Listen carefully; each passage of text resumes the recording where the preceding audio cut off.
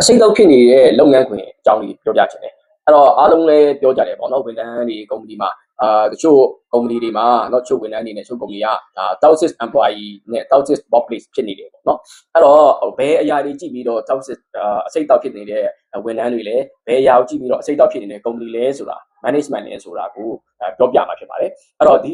ီအကြောင်းတွေကိုကျွန်တော်ဒီတင်တန်းဒီမှာတင်တဲ့အခါမှာလည်းဒါပြောပြပြရှိတယ်အဲ့တော့ကျွန်တော်ဒီနေ့စာအုပ်တွေထုတ်ဝေထားတာရှိတယ်နည်းနည်းလေးဒါကြော်ညာမယ်ပေါ့နော်အဲ့တော့ပထမဆုံးထုတ်တဲ့စာအုပ်ကnotes of the manager တယောက်ရဲ့မှတ်စုဆိုပေါ့ဒီမှာကျွန်တော်တို့ဒီ HR management နဲ့ပတ်သက်ပြီးpersonal development နဲ့ပတ်သက်ပြီးတော့ workplace ethics တွေနဲ့ပတ်သက်ပြီးတော့เนาะဒါတွေပါတယ်အဲ့တော့နောက်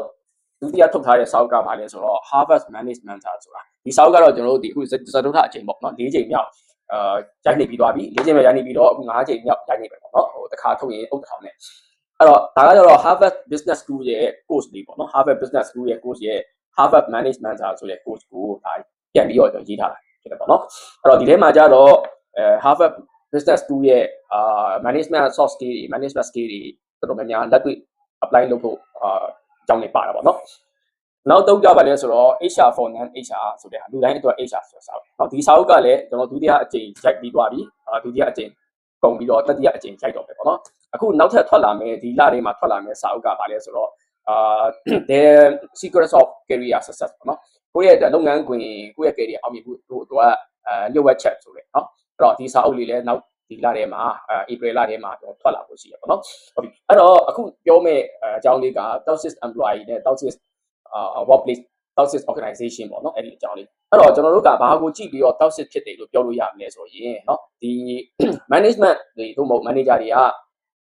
micro management လုပ်ကြတယ်ပေါ့နော်အဲ့တော့အသေးစိတ်ကျွန်တော်စီမံခန့်ခွဲတဲ့အသေးစိတ်ပါဝင်တဲ့အဲ့တော့ကိုယ့်ရဲ့အောက်ကဝန်ထမ်းတွေကလုတ်ပိုင်ခွင့်မပေးဘူးဆုံးဖြတ်ပိုင်ခွင့်မပေးဘူးเนาะအဲ့ဒီတော့ဝန်ထမ်းတွေနဲ့လည်းမတိုးတက်လာဘူးပေါ့เนาะနောက်တစ်ချက်ကတော့9ချက်ရှိတယ်နောက်တစ်ချက်ကဘာလဲဆိုတော့ဝန်ထမ်းတွေကိုဆက်ဆံတဲ့နေရာမှာ respect မရှိဘူးပေါ့เนาะ respect မရှိဘူးဟိုလေးလေးစားစားဆက်ဆံတာမျိုးတွေမရှိဘူးအပြောဆိုတွေရိုင်းပြတယ်အမှုရာကြီးရိုင်းပြတယ်ဒါမျိုးရှိရเนาะပြောဆိုဆက်ဆံတဲ့နေရာမှာတုံးတဲ့တူမျိုးတည်း respect ရှိကျွန်တော်တို့မဆက်ဆံကြအောင်เนาะဟိုယာတူအကြီးကြီးဖြစ်ငယ်ငယ်ဖြစ်ပေါ့နံပါတ်3ချက်ကတယောက်နဲ့တယောက်ကိုအဖြစ်တွေတင်းနေအဖြစ်တွေပုံချတယ်အခုကျတော့တစ်ဆင့်နဲ့တစ်ဆင့်အဆင့်တစ်ဆင့်တစ်ဆင့်ပေါ့เนาะတာဝန်ယူတဲ့စိတ်ကနေတယ်အဲ့တော့ responsibility နဲ့ accountability ယူတာနေတယ်လို့ပြောရတယ်အဲ့တော့ဒါကိုကျွန်တော်တွေက body ball culture လို့လည်းပြောကြတယ်เนาะနံပါတ်4ကကြတော့တယောက်နဲ့တယောက်ကိုချင်းစာစိတ်နေတယ်ပေါ့เนาะပြောချင်တာက empathy ပေါ့ empathy အားနေကြတယ်ပြီးရင်ကိုယ့်အတွက်ပဲကိုယ့်အတ္တစိတ်အတွက်ပဲကိုလုပ်ပြီးတော့ဒါတော့အဖြစ်အစိုးမြင်တဲ့စိတ်တွေနဲ့ဆုံးဖြတ်ချက်ချကြတာများတယ်เนาะအစိုးမြင်ကြတာများတယ်တော့နံပါတ်5အချက်ကပါလဲဆိုတော့เนาะကိုဒီလုပ်ငန်းခွင်ထဲမှာfair မဖြစ်ဘူးပေါ့မများတမ်းမှုတွေများတယ်အလုပ်အရန်လုပ်ရလို့လုပ်ရတယ်ဘာမှတိတ်မလုပ်ရဘူးလားမလုပ်ရဘူးဘာမှမလုပ်ရဘဲနဲ့เนาะတက်တာနေပြီးတော့ရာထူးတိုးသွားရလို့ပါလဲရှိတယ်အရန်စူးစမ်းပြီးတော့เนาะရာထူးတိုးတဲ့ခါမှာကြံခဲ့တဲ့လူမျိုးတွေလည်းရှိနောက်တစ်ချက်ကဒီတယောက်နဲ့တယောက်ကိုအနိုင်ကျင့်ကြတယ်ပေါ့နော်အနိုင်ကျင့်တယ်ကိုယ့်ရဲ့လုပ်ပိုင်ခွင့်ကိုယ့်ရဲ့ယာရုအာဏာကိုအလွဲသုံးစားလုပ်တာလေးတွေရှိတယ်ပေါ့နော်အဲ့တော့နံပါတ်6တစ်ချက်ကပါလဲဆိုတော့တယောက်နဲ့တယောက် supporting ပေးတာနေတယ်အဲ့တော့ဝန်ထမ်းအသက်ရောက်လာရင်ရှိတဲ့ဝန်ထမ်းကရောတော့ဒီကိုယ့်ရဲ့လက်အောက်ဝန်ထမ်းအငယ်ရောက်လာတာဖြစ်ဖြစ်ကိုယ့်ရဲ့အထက်မန်နေဂျာရောက်လာတာဖြစ်ဖြစ်တုံးတဲ့သူကိုကူညီပေးမှပြီးတော့เนาะဒီ supporting ဟိုဒီအောက်ဘက်ပေးတာနေတယ်ပေါ့နော်အဲ့အတွက်လုပ်ငန်းခွင်ကကျွန်တော်ပျော်ရွှင်တဲ့လုပ်ငန်းစဉ်မဟုတ်တဲ့အခါမှာဝန်ထမ်းတွေမမြဲဘူးပေါ့နော်အဲ့တော့နံပါတ်9နောက်ဆုံးအချက်ကပါလဲဆိုတော့เนาะဒီဝန်ထမ်းတွေကိ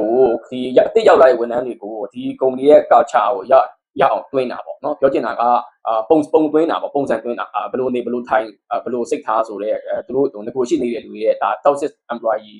တွေကဝန်ထမ်းတွေအစ်တွေကိုဒီလို toxic employee ဖြစ်အောင်လုပ်တာပေါ့နော်အဲ့လိုမျိုးအဓိကဒီဝန်ထမ်းတွေရဲ့စိတ်သက်ပြသွားတာပေါ့နော်ဥပမာဝန်ထမ်းတယောက်ကဒီကုမ္ပဏီရောက်လာတဲ့စူးစမ်းမယ်လုပ်မယ်အောင်မြင်အောင်လုပ်မယ်ကိုယ်တက်လည်းအောင်မြင်အောင်လုပ်မယ်ကုမ္ပဏီတက်လည်းအောင်မြင်အောင်လုပ်မယ်ဆိုပြီးဝင်လာတယ်ဒါပေမဲ့လည်းဒီရရှိတဲ့ဝန်ထမ်းတွေရဲ့အားပေးမှုမရှိဘူးနောက်ပြီးတော့အပြစ်တင်တယ် micro manage လုပ်တယ်အဲ့ဒီအချက်တွေကြောင့်ဒီဝန်ထမ်းကောင်းတွေကမမြဲဘူးထွက်သွားတယ်เนาะမြဲနေလည်းစိတ်သက်ပျက်စီးသွားတယ်အဲ့ခုနှစ်ချက်ကိုကြည့်ချင်းအပြင်ကျွန်တော်တို့ကဒီ company မှာဒီ organization မှာဒီဝန်ထမ်းတွေနဲ့ဒီ management ကဒီလိုဖြစ်နေတယ်ဆိုရင် toxic employee toxic workplace ဖြစ်တယ်လို့ကျွန်တော်ပြောလို့ရတယ်เนาะအဲ့တော့ micro management လုပ်တဲ့ကိစ္စကလည်းကျွန်တော်တို့ကเนาะဒီကိစ္စတိတိလေးရစပြီးတော့ဒီ manager တွေကပါဝင်ပတ်သက်ပြီးတော့ဆုံးဖြတ်နေတယ်ဒီဆုံးဖြတ်ပိုင်ခွင့်တွေမပေးဘူးနောက်ပြီးတော့တာဝန်ခွဲဝေပေးမှု delegation အားနေတယ်ဒီ feedback ကိုလည်းကျွန်တော်တို့ကပွင့်လင်း transparency ရှိမပြောကြဘူးပေါ့เนาะတုံးနဲ့တူကိုပြီးတဲ့အခါမှာဒီ toxic employee မှာရှိတဲ့ဒါအချက်တွေကဗာလဲဆိုတော့ဘာလို့ရှိသေးလဲဆိုတော့ work life balance မဖြစ်ဘူးပေါ့ဥပမာအချိန်ပိုတွေအများကြီးလောက်ရတယ်ပြီးတဲ့အခါမှာဘာမှမဟုတ်တာလေးနဲ့အချိန်တွေကုန်နေတယ်ဥပမာဘာမှမဟုတ်တဲ့ meeting တွေနဲ့အချိန်တွေကုန်နေတယ်နောက်လျှောက် meeting တွေကိုခဏခေါ်ပြီးတော့အချိန်တွေကုန်နေပေါ့เนาะအဲ့တော့ဒီအလုပ်စင်းကန်ကြီးကြမှာ meeting တွေခေါ်ပြီးနောက်ကြတယ်ပြီးတော့ဘာမှလည်းတလောက်ဒီဟိုအရေးပါလာမဟုတ်ဘူးပေါ့เนาะအဲ့လိုပဲရှိတယ်အဲ့တော့ဒီ company မှာရှိတဲ့ဝန်ထမ်းတွေကလုတ်သက်ကြလာပြီးမဲ့တိုးတက်မှုမရှိဘူးပေါ့เนาะပြီးရင်ဒီဝန်ထမ်းတွေကြားမှာဒီ gossip တွေပေါ့เนาะအတင်းအဖျင်းတွေသတင်းအမှားတွေmisunderstand ပေါ့အတိတ်ပဲလွဲမှားနိုင်တဲ့ဒီသတင်းတွေအဲ့ဒါတွေအရန်များနေတယ်ပေါ့เนาะအဲ့လိုဆိုလဲဒါကကျွန်တော်အစိတ်တောက်ဖြစ်နေတဲ့လုပ်ငန်းခွင်လို့ပြောလို့ရတယ်ပြီးခါမှာဒီဝန်ထမ်းတွေပေါ်ကိုချီးမြှောက်မှုပေါ့เนาะ recognize လုပ်တာမျိုးတွေအတိအမှတ်ပြုမှုတွေကြီးကျူးမှုတွေဒါတွေလည်းကျွန်တော်တို့တော်တော်နေပါတယ်အဲ့ဒီပြင်ကိုမချီကျူးတော်တဲ့အကောင်းတဲ့ဝန်ထမ်းတွေပေါ်ကိုမချီကျူးတဲ့အပြင်ကိုတချို့ဆိုတာဟိုဟာတာလုပ်တဲ့ကြက်ရဲကျူးတာမျိုးတွေရှိတာပေါ့เนาะဒါမျိုးတွေရှိရဲ့ပြီးတော့အဲ့လို company မျိုးမှာလည်းဝန်ထမ်းထွက်တာများတယ်လူတက်တွေဝင်ထွက်အများများတယ်ပေါ့เนาะလူဟောင်းတွေပဲများပြီးတော့လူတက်တွေနည်းတယ်ဝင်ထွက်ဝန်ထမ်း retention ပေါ့ employee retention ကျွန်တော်တို့အများများတယ်ပေါ့ဒီလို company မျိုးမှာဆိုရင်ကျွန်တော်တို့ကရေရှည်မလုပ်တင်ဘူးလို့ပြောချင်တာပေါ့เนาะနောက်တစ်ခုကဘာလဲဆိုတော့ဒီ toxic organization မဖြစ်အောင်လို့ကျွန်တော်တို့ဘာတွေလုပ်ပေးရမလဲဆိုတော့ခုနပြောတဲ့အရာတွေကိုအကုန်လုံးကျွန်တော်တို့လေ့လာပြီးတော့เนาะတာဝန်တွေခွဲပေးရမယ်responsibility accountability delegation ဒါတွေကိုတခြားကျွန်တော်တို့လုပ်ပါမယ်ဒီအခါမှာဝန်ထမ်းတွေကိုเนาะတန်ဖိုးထားပြီးတော့ဆက်ဆံရမယ်လေးလေးစားစားပေါ့ respect mutual respect နဲ့value ထားပြီးတော့เนาะtrust နဲ့ထားမယ်